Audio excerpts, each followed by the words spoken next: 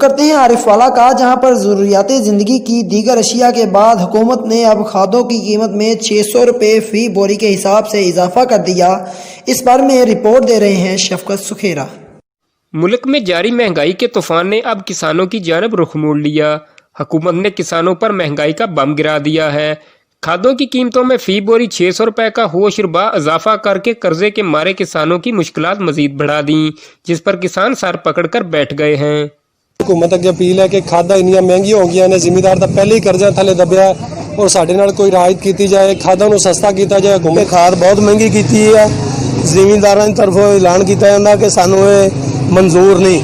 जबकि पाकपतन में district police officer की हिदायत पर थाना सदर पुलिस ने बड़ी कार्रवाई करते हुए 2 खतरनाक डकैत गैंग गिरफ्तार कर लिए। जानिए शफकत सुखेरा की इस रिपोर्ट में। डीपीओ पाकपतन की हिदायत पर थाना सदर पुलिस इन एक्शन। पुलिस ने कार्रवाई करते हुए 5 रुकनी 2 खतरनाक डकैत गैंग गिरफ्तार कर लिए। एसएचओ राय खिजर हयात ने मीडिया को बताया कि गिरफ्तार मुलजिमों से लाखों रुपए का छीना गया माल और भारी मिकदार में असला बरामद किया है।